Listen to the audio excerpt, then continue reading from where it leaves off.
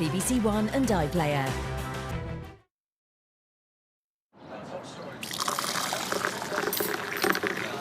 Now on BBC One, Jane Hill with the BBC News at 1. More positive news about a coronavirus vaccine. The Oxford team says its research is showing good results so far. The team had a promising immune response in people over 60, offering hope to the age groups most at risk of the virus. What we've demonstrated is that in the lab, we can measure good immune responses in adults of all ages, including those over the age of 70. What we need to do next is to see whether or not this translates into actual protection from infection, so protection from getting the disease in the first place. We'll ask how soon we might get those results of the next crucial tests. Also this lunchtime. A boost to the defence budget as the government announces the armed forces are to receive an extra £16.5 billion over the next 4 years. Prince William says the BBC investigation into how Panorama secured its interview with his mother is a step in the right direction. COVID in care homes. Scientists who advised the government admit they never checked how the virus could be spread by staff working in multiple homes. And a £300 million rescue package for 11 sports struggling without spectators because of coronavirus. And coming up on BBC News, the 7-time Formula One world champion Lewis Hamilton says he has unfinished business in the sport as he prepares to sit down and discuss a new deal keeping him with Mercedes.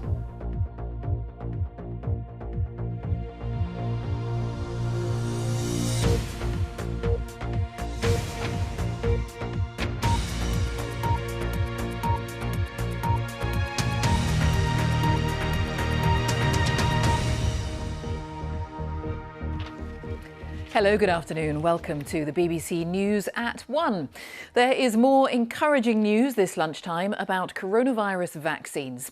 Researchers in Oxford say the vaccine they're working on shows a promising immune response so far in people in their 60s and 70s. Crucial further tests still need to be carried out, and the vaccine isn't yet at the same stage as similar jabs being developed by Pfizer and Moderna. The UK, though, has ordered 100 million doses of the Oxford vaccine if it eventually receives regulatory approval. Our health correspondent Naomi Grimley has the details. More encouraging news after months of upsetting headlines. Oxford University says its vaccine is well tolerated in older adults and, crucially, that it induces a robust immune response similar to that found in younger people. It's always been a nagging worry that COVID vaccines wouldn't work so well in older age groups. Our results show that adults over the age of 70 have as good antibody responses as adults aged 18 to 55. And that's really important because the older age group are the people who are most vulnerable to severe COVID disease. There are 3 stages to vaccine trials.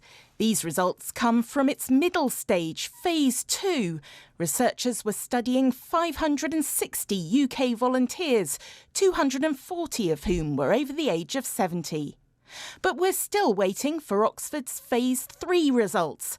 That's the most comprehensive stage, which involved some 30,000 participants in the US, the UK, Brazil and South Africa. It's only when that data arrives that we'll really know whether this vaccine actually works.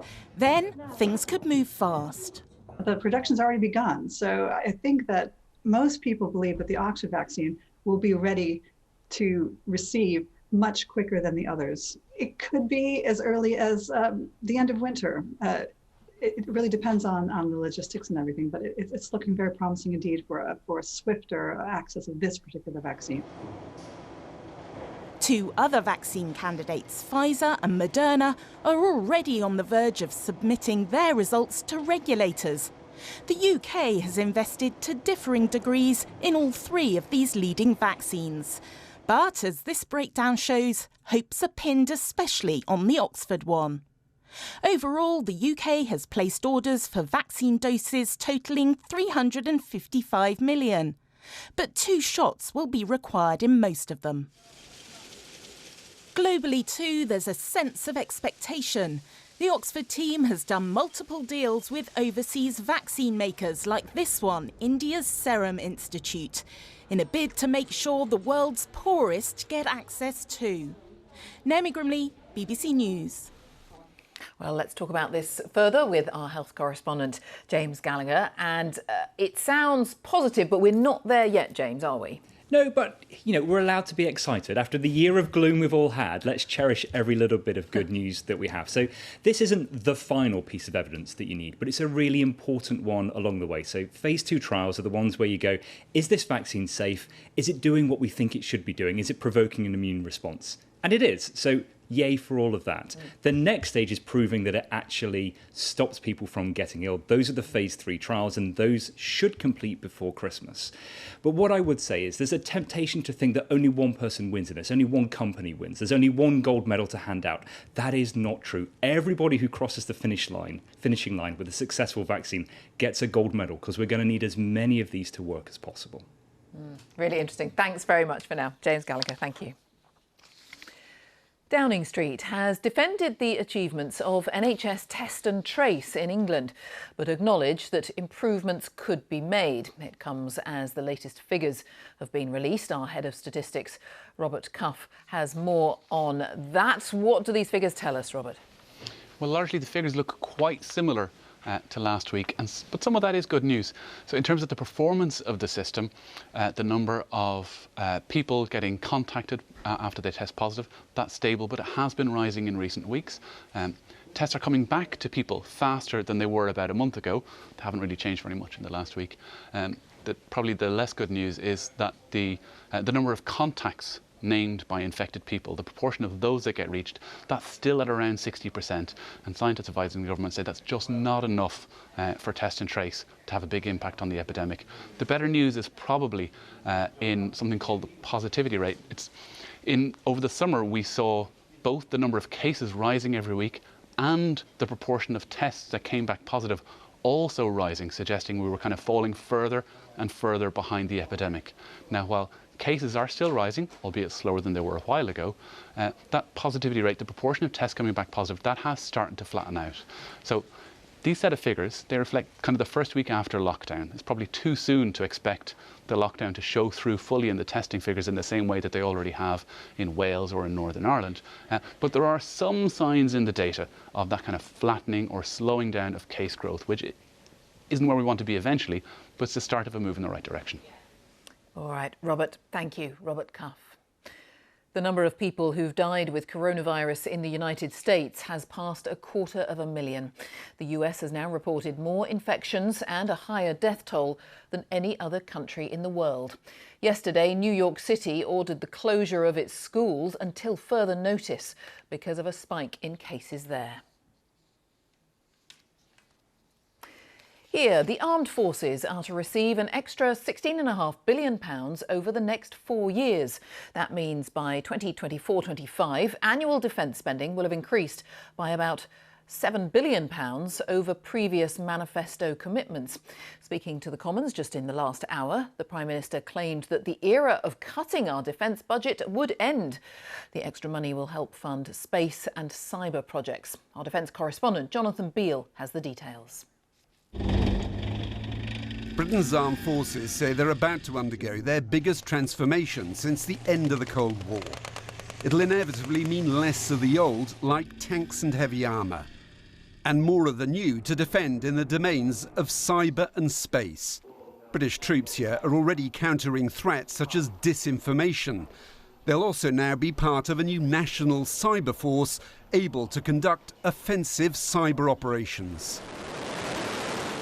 And there'll be a new Space Command with plans to fire the first British rocket, like this US one, to launch their own military satellites, with concerns that Russia and China are already developing anti-satellite weapons.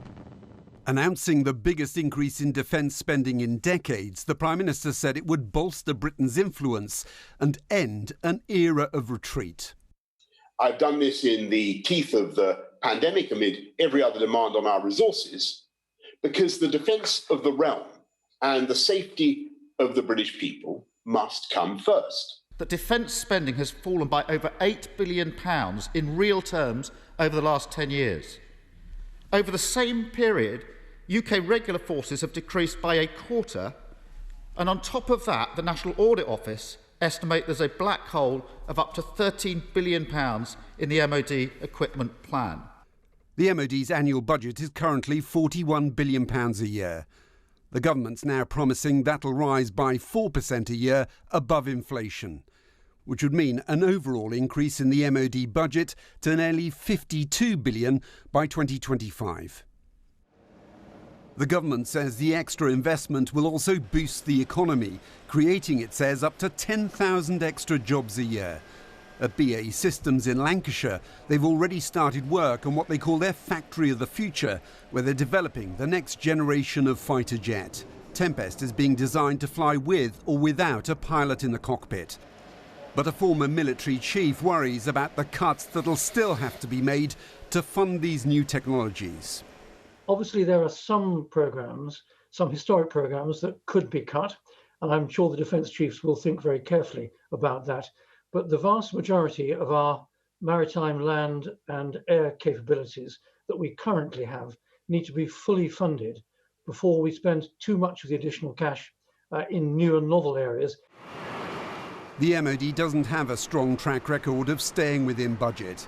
It's still working out how to pay for the equipment it already wants, including more jets for the 2 new aircraft carriers. And good news for the MOD might mean less money for other government departments. Jonathan Beale, BBC News. And let's talk to our political correspondent Layla Nathu at Westminster. It's a lot of money, Layla. Where's it all coming from?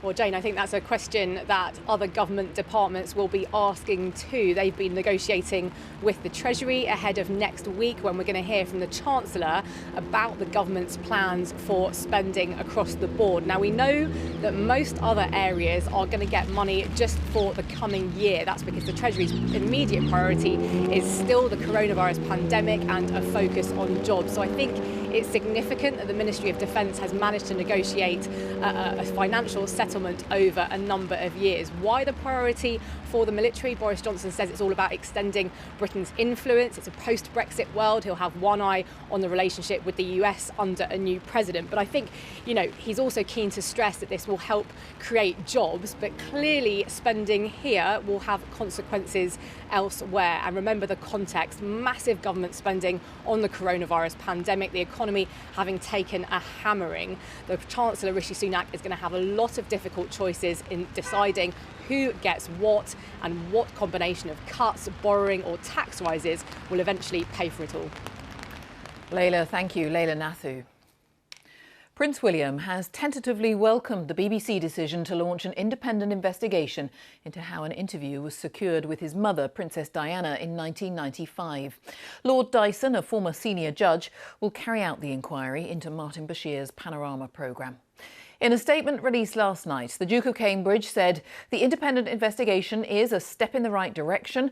It should help establish the truth behind the actions that led to the Panorama interview and subsequent decisions taken by those in the BBC at that time. Let's talk to our royal correspondent, Johnny Diamond. Is it unusual, Johnny, to have a statement of this nature? Yeah, it is. It's very unusual. In fact, I think it's extraordinary. Members of the royal family, senior members of the royal family, don't really commentate on media coverage, and they certainly don't involve themselves in something as controversial and, for the BBC, embarrassing as this investigation. And look at the phrasing that was used. His office said that he tentatively, cautiously that is, welcomed the investigation, that it's a step in the right direction. Prince William isn't giving a round of applause to the BBC. He's effectively saying, look, I am looking at what you're doing. I am watching this investigation. I'm pleased it's happening, but I am also waiting for the conclusion. This was a very important moment in his mother's life. The 1995 interview she gave to Panorama, it had very serious implications for the rest of her life, a brief period of her life. The circumstances around it are very, very controversial. The BBC has pledged an investigation. Prince William has said, extraordinarily, he is watching and waiting. Johnny Diamond, thank you for now.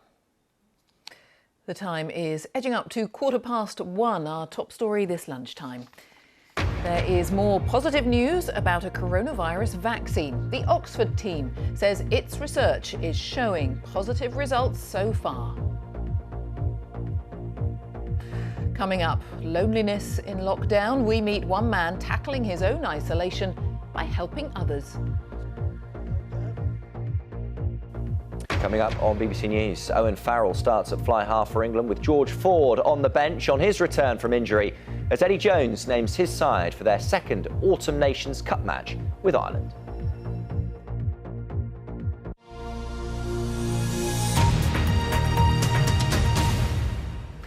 Scientists who advised the government during the early stages of the coronavirus pandemic have admitted they never checked how COVID-19 could be spread by staff who work at more than one care home. The researchers were speaking to a BBC documentary focusing on the period before the first lockdown in March. Our health correspondent Catherine Burns has the details. At all stages, we have been guided by the science. We have been following the scientific and medical advice. At each point, we've been following the scientific and medical advice. Following the science, that was the mantra at the start of this pandemic. But this documentary asks, how good was that science? Scientific advice. The risk to the public remains low. SPY-M, the modelling group, is made up of academics who use computer models to make a best guess on how the virus can spread. Their advice goes up to SAGE and then on to government. The first UK cases were confirmed on January the 31st. For the next month, life went on largely as normal. By March the 2nd, the Prime Minister chaired the emergency meeting of the Cobra Committee, for the first time since the virus arrived in the UK. Wash your hands from national anthem. Stop shaking hands. The next day, this press conference. For the vast majority of the people of this country, we should be going about our business as usual. By then, official figures said 164 people in the UK had been diagnosed with COVID-19. It's thought, though, the real number of infections was more like 14,000. The virus had been spreading across Europe. If I could have known one thing, I think I should have thought, if Northern Italy has got an epidemic, then it's quite likely that other places in Europe have probably got an epidemic as well. And I didn't think that. By mid-March, the scientific advice was that the virus was doubling every 5 to 6 days and heading for a peak in June. That advice was wrong. I got really concerned because I realised that the doubling time was closer to 3 days than to the 5-6 days we were talking about. And this is really important and really quite a massive game changer.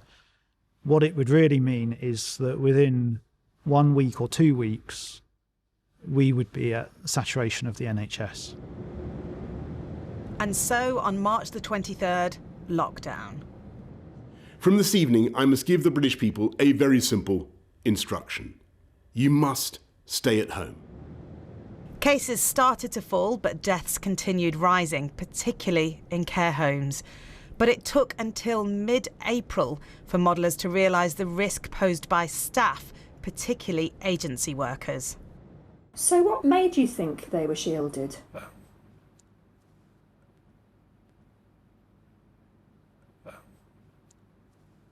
We were... that's a good question. We never checked. He points out that the scientists were working at extreme pace on a new area with limited data. The government says it's constantly adapted its approach as new evidence came through. Catherine Burns, BBC News. And just to tell you, you can see more on that story in the full documentary this evening. Lockdown 1.0 following the science. It's tonight at 9 o'clock on BBC Two, or of course afterwards on the iPlayer. A woman whose father died with coronavirus in a care home is taking the government to court, arguing it failed in its duty to protect him.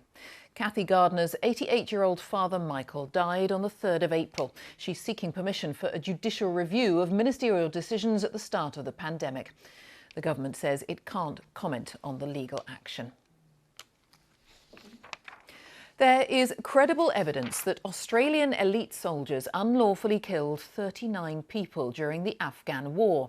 A long-awaited report has uncovered what the head of Australia's armed forces says is a shameful record of a warrior culture among some soldiers, and he's apologised to the Afghan people. From Sydney, Shaima Khalil reports.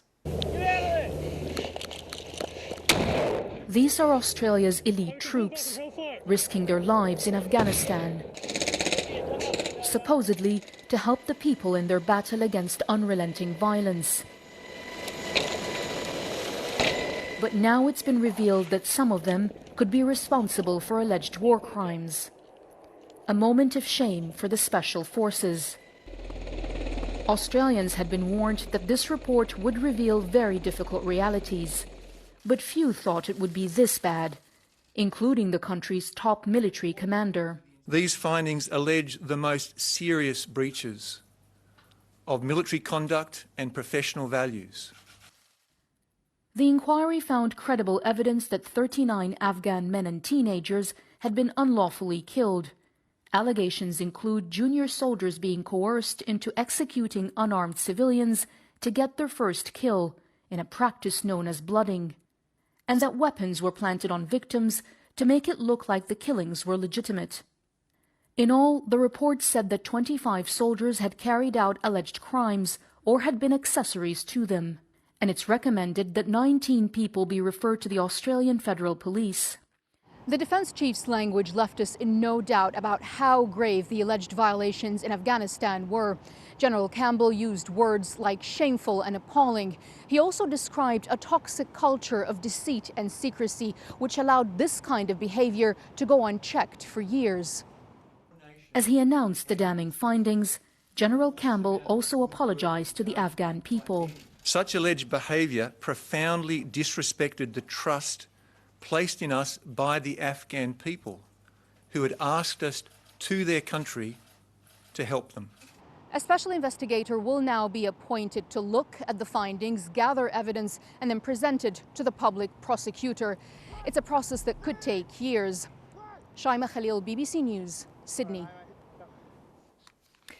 For most of this year, live sport has either been cancelled or played behind closed doors. And without spectators, many sporting bodies have warned of financial ruin. Now the government is announcing a £300 million rescue package, which will benefit 11 sports, including rugby union, rugby league and racing. But elite men's football and cricket won't get any help. Katie Gornall reports. Sport has been struggling. With turnstiles closed since March, many clubs around the country have been facing financial ruin. But help is now on the way, with the government unveiling a rescue package worth hundreds of millions of pounds. Today, the Sports Minister, Nigel Huddleston, announced, "We know the vast majority of sports, many of which operate on tight financial margins, have been making serious cost reductions. While the government's overall economic package has provided a significant buffer, it is absolutely right that we now intervene to protect entire sports and the communities they support." The funding will target 11 sports, largely in the form of loans. Horse racing will receive £40 million, but rugby union will be the main beneficiary and receive £135 million, reflecting the huge impact the closure of Twickenham Stadium to spectators has had on its income. There's also another £12 million for Rugby League, which will come as a huge relief to those here at Salford Red Devils. The club played in the Challenge Cup final at Wembley last month, but missed out on the usual financial windfall. Have a big community fan base to keep going in light of COVID, in light of, and you know, furlough's been helpful, but we've got no gate money. Impact on sponsors, obviously, impacts on supporters in terms of their own finances. It's difficult. Women's football and non-league football will receive funds, but there's no money on offer for Premier League and English Football League clubs, with the government saying the sport is wealthy enough to support itself. For some clubs it might even be devastating, and they may have to restructure, etc. We'll probably see sometime towards the end of the season how it all shakes out, but it's definitely not pretty. Meanwhile, many will point to the £1.6 billion paid out to the arts sector in the summer and question whether the government's rescue package for sport goes far enough. Today's announcement will come as a relief, but it's only when fans are allowed back that sport will get the lift it really needs. Katie Gornall, BBC News. The Formula One driver Lewis Hamilton made history last weekend when he equalled Michael Schumacher's haul of 7 world titles. And he's now laying claim to being the most successful racing driver of all time. He's been speaking to Sally Nugent about his victory. I've definitely not got used to it. I've had more messages than I've ever had in my entire life. Some of them super incredible people. Go on, drop me some names. Tell me who sent you messages. The royal family posted a message, which was, I mean, wow. I was just, to see the royal family do a personal post, I think that was, for me, that was the most, that's one of the biggest honors I feel like I've experienced. How important is it to get that recognition when you've worked so hard for so many years? In all honesty, I don't do it for recognition. You know, I trained my whole life. I think the most important people when I got out of the race and when I got home is talking to, FaceTiming with my sister, my brother, my mum, and my niece and nephew. That was like, and speaking to my dad and my stepmom Linda. But you managed in that moment when you crossed the line to deliver a really powerful message over the radio. Just remind everybody what you said in that moment, because it was really special. For the kids out there who dream the impossible, do not give up on that dream, because I am living proof that you can manifest your dreams, and even the impossible ones. I remember as a kid, adults, teachers, parents of other drivers and youngsters telling me that I would not make it. You're not good enough. There's no way you're going to make it. Go back to your country. Like all these horrible things. And I remember I'm going to prove you wrong. What's next, Lewis? Yes, I've won this 7th title, but we have another big fight to win. And that's for racial equality across the board. Lots of industries now work to have, an ideal number of people of colour within their company. Should Formula One be looking to do that? You want people to earn the position, so no one wants to be handed, and we don't want to create a position of force these teams to just hire minorities for the sake of filling the space. I want to find out what the real problem is first, so we can fix it efficiently. I'm working with the Royal Academy of Engineering in London. This research that we're doing is trying to understand why there is a lack of young black kids applying to STEM subjects. What are the barriers? Lewis Hamilton talking to Sally Nugent. Life in lockdown has led to isolation for many people, and all this week BBC News has been looking at the impact on people of all ages. Our correspondent Elaine Dunkley has been to Walsall to meet someone who's dealing with his loneliness by helping others in a similar position. Loneliness. It is a killer, there's no doubt about it, it's a killer. When I lost Doreen after 63 years of marriage, I don't know, it's like a curtain comes down. I thought, well, what am I going to do with myself now? I never said goodbye to it. Ron Davies is 86. He lost his wife, a daughter and a grandson. A life of love and laughter replaced with loneliness and heartbreak. How can you not miss somebody that's been there every day of your life, 63 years? And that loneliness, it is a killer, there's no doubt about it, it's a killer to people. And I've experienced this, and it will overtake you if you let it. Ron is not alone. Millions of people are feeling increasing levels of loneliness during lockdown. Social distancing has broken social bonds. In Walsall, a group of volunteers are reaching out to the most vulnerable. It's called Neighbourhood Natters, a chat on the doorstep that can make all the difference. Oh, you're okay, I bought you some parcels, okay. And how you doing, you okay? Angela is visiting 91-year-old Adelaide with some shopping and for a much-needed catch-up. It's lovely to see Angela. She made my day. I've really enjoyed it, yes. And I feel very proud and thankful for the things they're doing for me. I think it's lovely. Is it quite upsetting sometimes when you get back in the car? No, I get in the car sometimes. I'm like now. I feel full up. And you get in the car and you feel like it's pulled on your heartstrings, you know what I mean? And they are lonely. And there's been some people worse than Adeline, and you think you don't even want to you want to just put them in the car and take them home with you and look after them. Neighbourhood Natters has changed Ron's life, and now he's a volunteer. Every day he makes calls to people who are feeling lonely. Hello, Kath. Oh, hello, Ron. Oh, you all right? Yes, not too bad. Oh, God, you sound a bit better. Is everything okay? I've got 16 people now. 10 o'clock in the morning, I can phone Reg. 2 o'clock on the afternoon, I can phone Brian at the home. I never thought that I would do this, never in a million years, but I'm thankful I've done it now. We're not strangers now, we're all friends. You know, oh, it's Ron, it's all right, love, it's Ron, my mate. When you get on the phone, you know, and you think to yourself, well, that's okay, that is, isn't it? It is a wonderful feeling, there's no doubt about it. I hope it lasts a lot longer. That's a heartwarming story there from Elaine Dunkley. Let's take a look at the weather prospects now. Here's Sarah Keith-Lucas. Hi, Sarah.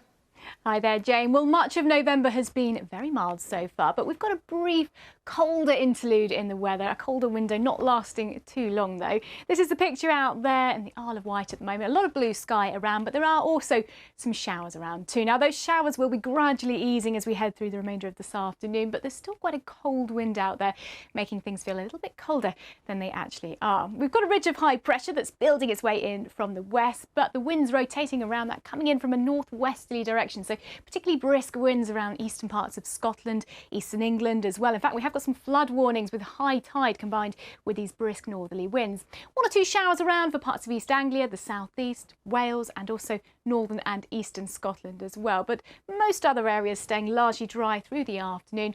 The winds are quite brisk coming in from the northwest, higher gusts than that, and temperatures lower than recent days really across the board, but they'll feel colder than this when you add on that wind chill, particularly for the likes of Aberdeenshire, for instance. Sub-zero feel to the weather there. There's already been some snow flurries over the higher ground of Scotland, but the showers should be easing away as we move through into the evening hours. So most places dry, particularly for the first half of the night. Later tonight, though, the next area of cloud and rain works in from the west. So some rain for Northern Ireland, western fringes of Britain first thing tomorrow. Towards the east, though, you stay clear for longest. So it's there that the temperatures will fall at lowest. Could be a touch of frost, perhaps even the odd icy stretch around too. Tomorrow will feel different to today, though. We've got milder air coming in from the southwest, bringing all this cloud. This band of rain will be pushing from west to east, followed by further showers as well. So a bit of a grey feel to the day tomorrow, fairly damp for most of us, but temperatures will be back in double figures. A little bit chilly around that east coast after that cold start as well. And then looking ahead towards the weekend now, and I think changeable is going to be the word. We've got this cold front that's pushing its way slowly further south on Saturday. Quite windy conditions, especially for the northwest of the UK, with further showers. This cloud and rain sinking south across England and Wales through the course of Saturday. And temperatures not quite as chilly as they are today, so a little bit milder, somewhere between about 10 to 14 degrees for most on Saturday. Heading into the second half of the weekend, and it looks like that cold front may well just linger in the south, so a little bit cloudy for parts of southern England, South Wales, the odd shower around there. For most other areas, actually not a bad day on Sunday. There'll be some sunshine and still some blustery showers around too. Temperatures a little cooler on Sunday, certainly compared to Saturday, but do watch out for those fairly chilly conditions, especially in the east overnight tonight. Jane. All right, Sarah, thank you very much indeed. And just a reminder of our top story this lunchtime. There is more positive news about a coronavirus vaccine. The Oxford team says its research is showing good results so far. And that is all from the News at 1 team for today. Goodbye from all of us. Let's join our news teams now, wherever you are. Bye-bye.